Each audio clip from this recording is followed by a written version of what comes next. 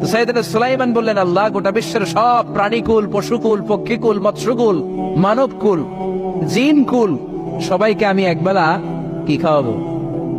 সবাই বলেন, কথা বলেন না। লাঞ্চ খাওয়াবো, দুপুরের খাবার। সবাই বলেন, কি খাওয়াবে? দুপুরের খাবার খাওয়াবো। আল্লাহ বললেন, no, it's not your duty man, it's not your job. সুলাইমান, এটা তোমার কাজ না, এটা আমার কাজ, তুমি পারবা না। সাইয়েদনা সুলাইমান বললেন, আল্লাহ, লেট মি ট্রাই, আমার একটু চেষ্টা করতে দেন না। আমার মনে বড় শখ, গোটা বিশ্বের বাদশাহ আমারে বানায় দিলেন, গোটা বিশ্বের প্রেসিডেন্ট করে আপনি আমাকে সিলেক্ট করলেন। আমি যদি একবেলা সবারে মেহমানদারি করাইতে পারতাম, আমার কলিজাটা ঠান্ডা হয়ে যেত। সুলাইমান আলাইহিস সালাম জোরাজুরি করতে শুরু করলেন, আল্লাহ রাজি হয় না, সুলাইমান নবীও ছাড়েন না। পরে সুলাইমান আলাইহিস সালামের জোরাজুরির কারণে আল্লাহ বললেন, ওকে, ট্রাই করে দেখো পারো কিনা। সাইয়েদনা সুলাইমান আলাইহিস সালামের অনুসারী ছিল জিনেরা। জিনেরা ওনার কথা শুনতো, সব জিনদেরকে নিয়ে বসালো, জিনদের সাথে গোল টেবিল বৈঠক। জিনের বাদশারে বলল, জিনের বাদশাহ, আমি গোটা বিশ্বের সব মানুষগুলোকে একদিন দুপুরের খাবার খাওয়াবো। যাও, সাগরের পাড়ে 40 কিলোমিটার জায়গার মধ্যে খাবারের আয়োজন করো।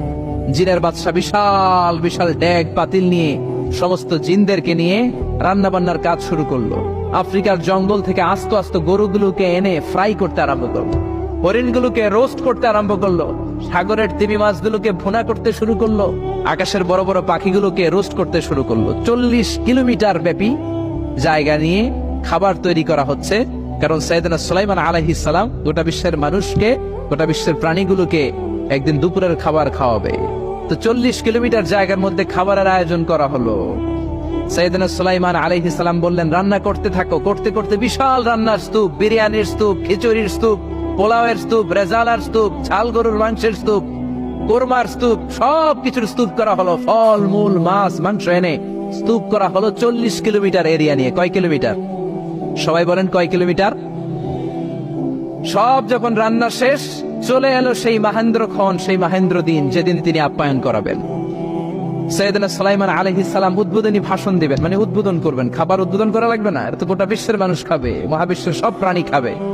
উনি উদ্বোধনী বাক্যে বললেন, আমি বেশি কিছু বলতে চাই না। মাছেরা লাইন ধরবে সাগরের এদিক দিয়ে, পাখিরা লাইন ধরবে ডান দিক দিয়ে, মানুষ লাইন ধরবে বাম দিক দিয়ে, জিনেরা লাইন ধরবে সামনে দিয়ে, আর বনের পশুরা লাইন ধরবে জঙ্গলের এদিক দিয়ে।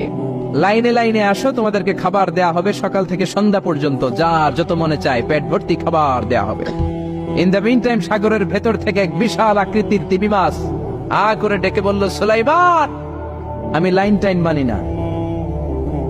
কি মানি না?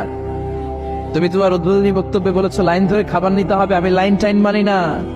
আমার পেটে প্রচন্ড ক্ষুধা, ক্ষুধার জ্বালায় আমি মরতে বসেছি, আমি লাইন মানি না, খাবার দাও। সাইয়েদনা সুলাইমান আলাইহিস সালাম বললেন, আমি নবী মানুষ, আমি বেলাইন করতে পারি না।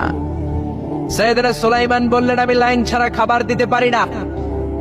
তিমি মাছ বলে, আমি লাইন মানি না, আমার পেটের ভেতরে এত ক্ষুধা, ক্ষুধার জ্বালায় আমি মরে যাচ্ছি। তোমার এই মেহমান খানায় এসে খাবারের অভাবে আমি যদি তিমি মাছ মারা যাই, কিয়ামতের দিন আল্লাহ তোমারে ছাড়বে না রে সুলাইমান। সুলাইমান আলাইহিস সালাম পড়ে গেছে বিপদে। হ্যাঁ হ্যাঁ, আসলে এটা যদি মরে যায় তাহলে তো সমস্যা, একটা ব্যাড রেকর্ড হয়ে যাবে, ঠিক কিনা? তো উনিও লাইন মেনটেন করতে বলতেছে, তিমি মাছও লাইন মানবে না, বেলাইন। কিছু লোক আছে এরকম, পুলিশ দ্বারা আছে, র্যাব দ্বারা আছে, ওর মধ্যে বেলাইন করে ফেলার আছে না নাই? তিমি মাছ বলে, আমি লাইন টাইন মানি না।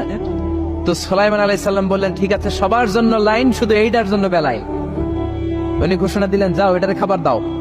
তো তিমি মাছ বলল, সুলাইমান, আমি এই যে আমার মুখটাকে, বিশাল মুখটাকে হা করে রেখেছি, আমার মুখের ভেতরে জিনদেরকে বলো খাবার ঢুকায় দিতে, যতক্ষণ না আমার পেট ভরবে আমি হা করে থাকবো, চিল্লায় কোন আল্লাহু আকবার। সাইয়েদনা সুলাইমান আলাইহিস সালাম ভাবলেন, বিশাল একটা আস্ত গরুর রোস্ট যদি ঢুকায় দিই তাইলেই তো শেষ, কেল্লা ফতে, ঠিক কিনা? সাইয়েদনা সুলাইমান বললেন, যাও, আফ্রিকার জঙ্গলের যে গরুগুলো রোস্ট করেছো, একটা রোস্ট এই তিমি মাছের পেটের ভেতরে ঢুকিয়ে দাও। জিনের বাদশা যে রোস্ট ঢুকায় দিস, ওইটা হা করেই আছে। সাইয়েদনা সুলাইমান বলেন, কয়েকটা খাসি মেরে দাও। খাসি মেরে দেয়া হইলো, ওটা হা করে আছে। কয়েক বস্তা বিরিয়ানি মেরে দাও, মেরে দেয়া হলো। বললো, আরো 10টা গরু ঢুকায় দাও, হা করে আছে। আরো 50টা খাসি ঢুকায় দাও, হা করে আছে। আরো কয়েক হাজার তিমি মাছ রোস্ট করে ঢুকায় দাও, ঢুকায় দিতেছে।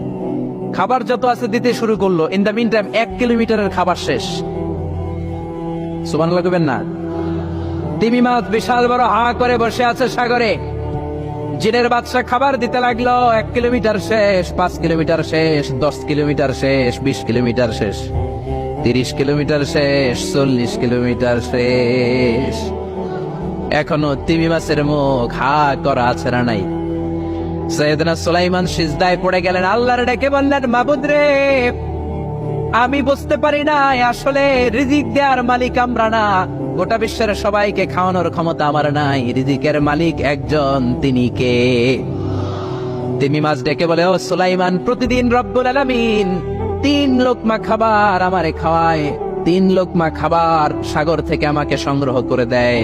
তুমি যে 40 কিলোমিটারের সব খাবারগুলো আমার পেটের ভেতরে ঢুকিয়ে দিয়েছো সুলাইমান, আল্লাহর 3 লোকমা খাবারের 1 লোকমার সমানও হয় নাই। আরো আস্তে কোন সুবহানাল্লাহ। এজন্য রিজিক দিতে পারে একজন, তিনি কে? আরো জোরে বলেন, কে?